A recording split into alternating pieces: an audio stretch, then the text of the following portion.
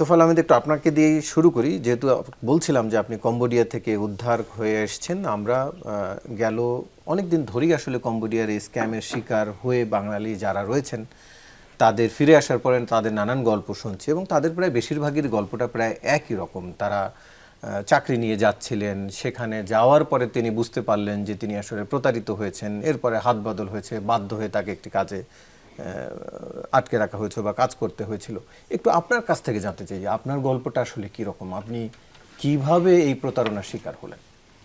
আমি প্রথমে আমার বাসা হচ্ছে সিরাজগঞ্জে। আমি আমার বন্ধুকে জানাই যে আমি সৌদি আরব যাব এবং খুব তাড়াতাড়ি যাব। আমার বন্ধু বলছে ঠিক আছে তুই ঢাকায় চলে আয়। ঢাকায় আসলাম, তারপরে দুজন ব্যক্তির সাথে পরিচয় করিয়ে দিল। দেওয়ার পরে ওনাদের সাথে কথা হওয়ার পরে ওনারা আমাকে পুষ্পিতা ওভারসিজে নিয়ে যায়। নিয়ে যাওয়ার পরে লেনদেন হয় ওনাদের সাথে, 7 লক্ষ টাকার চুক্তিপত্র হয়। আপনি 7 লাখ টাকা দেন?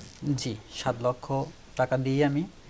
দেওয়ার পরে ওনারা আমাকে কম্বোডিয়ার ভিসা দেয় এবং খুব তাড়াতাড়ি পাঠিয়ে দেওয়ার চেষ্টা করে। আমিও খুব তাড়াতাড়ি চলে যাই।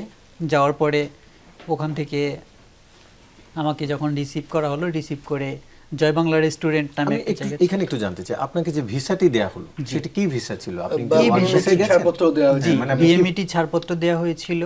আমাকে দেওয়া হয়েছিল ই ভিসা, ইবি ভিসা, ইবি মাল্টিপল যেটাকে বলা হয়, সেটা দেওয়া হয়েছে।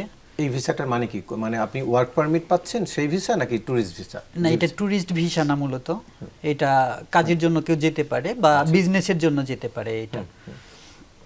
তো আমাকে দেওয়ার কথা ছিল পুষ্পিতা ওভারসিজ থেকে 1 বছরের ভিসা প্লাস ওয়ার্ক পারমিট, এগুলো তো আমাকে দেয়নি। প্লাস আমি যাওয়ার পরে ইয়েতে আমাকে জয় বাংলা রেস্টুরেন্টে 2 দিন থাকার ব্যবস্থা করে দেয়। তারপরে আমাকে স্ক্যাম সেন্টারে ইন্টারভিউ দিতে নিয়ে যায়। ফার্স্ট যেদিন আমি ইন্টারভিউ দিতে যাই ওই দিন একটু নার্ভাস ফিল করছিলাম। আমি আরেকটু পেছনে আরেকটু শুনে সামনে আগাতে চাই। আপনি যখন যাচ্ছিলেন জি, ইমিগ্রেশন কিংবা এই পুরো প্রক্রিয়ায় আপনি কোথাও বাধার মুখে পড়েননি? কেউ প্রশ্ন করেনি যে আপনি কোথায় যাচ্ছেন, এই ভিসা ঠিক আছে কি নাই, আপনার কাগজপত্র নিয়ে কেউ কোনো প্রশ্ন করেনি? প্রশ্ন করার বলতে আমাকে ইমিগ্রেশন অফিসার জিজ্ঞেস করেছিলেন আপনি কোথায় যাচ্ছেন। বলছিলাম কম্বোডিয়াতে যাচ্ছি। এবং আমাকে বলা হলো কি কাজে যাচ্ছেন। বললাম আমাকে ইনভাইটেশন লেটার দেওয়া হয়েছে কনস্ট্রাকশনের কাজের জন্য, আমাকে সেই কাজটাই দিবে। ঠিক আছে, এটা ভালো কাজ, আপনি যান। ঠিক আছে, সামনে আগান। জি, ঠিক আছে। এভাবে যাওয়ার পরে আমি ওই দেশে যাওয়ার পরে আমাকে যেদিন স্ক্যাম সেন্টারে নিয়ে গেল, ফার্স্ট দিন আমি নার্ভাস ফিল করছিলাম, ওই দিন আমি উত্তীর্ণ হতে পারিনি। সেকেন্ড যেদিন আমাকে পাঠানো হলো সিহানক ভিলে নামে একটা জায়গা আছে ওইখানে, সেদিন ইন্টারভিউতে টিকলাম এবং আমাকে জোরপূর্বক রেখে আসা হলো। কিসের ইন্টারভিউ ছিল সেটা? মানে কি কাজ? স্ক্যাম সেন্টারে। মানে আপনাকে কি জিজ্ঞেস করা হচ্ছিল? কোন ইন্টারভিউতে আপনি উত্তীর্ণ হতে পারেননি? কি করতে বলা হচ্ছিল? ইংলিশে আমাকে সব কিছু প্রশ্ন করা হয়েছিল। আমি কোথা থেকে এসেছি, কেন এসেছি, কতদিন হলো এসেছি, এগুলো প্রশ্ন করা হয়েছিল। ইংরেজি আর কম্পিউটার যাচাই করছে। জি জি, ইংরেজি কম্পিউটারে টাইপিং দিচ্ছে, আমি টাইপিং পারছি কিনা, এইভাবেই চলছিল। আমি এক পর্যায়ে তাদেরকে বললাম আমি এই স্ক্যাম সেন্টারে চাকরি করব না। আমি জানিয়েছি এজেন্সির, পুষ্পিতা ওভারসিজ এজেন্সির যিনি মালিক। আপনি ততক্ষণে বুঝে ফেলছেন যে এটা স্ক্যাম সেন্টার? ততক্ষণে বুঝে ফেলছি আমি এটা স্ক্যাম সেন্টার।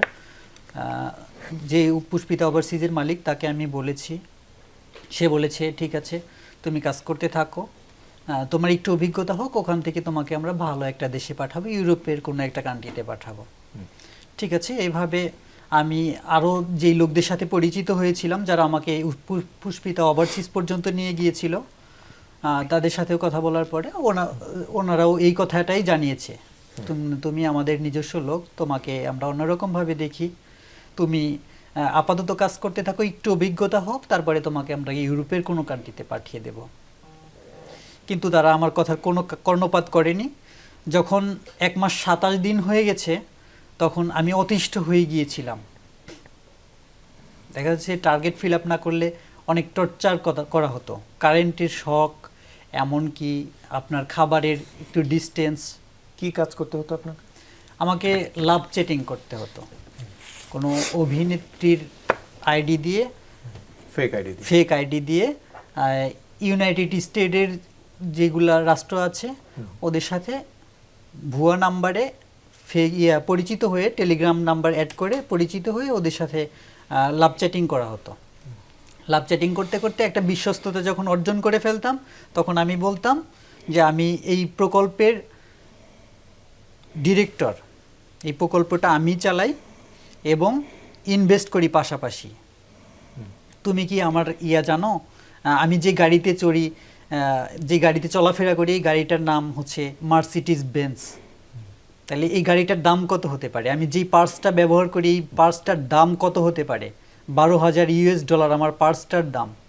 তুমি কি জানো আমি এইগুলা কিভাবে সম্ভব হয়েছে আমার পক্ষে? আমি ইনভেস্ট করি। তুমি কি বাজিমাত দেখতে চাও? ইনভেস্টের বাজিমাত দেখতে চাও? দেখতে চাইলে তুমি ইনভেস্ট করো, $1,00,000 ইনভেস্ট করবা, 1 মিনিটের মধ্যে দেখতে পারবা 30% লাভ, তার মানে $1,30,000। আচ্ছা, এভাবে ফাঁদে ফেলার একটা জি। চেষ্টা আপনি করতেন।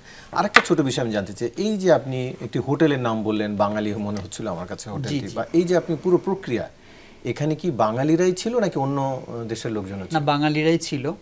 তার মানে এর মধ্যে বাঙালিরাই জি, ছিল। আমার সাথে সম্পৃক্ত ছিল সব বাঙালি।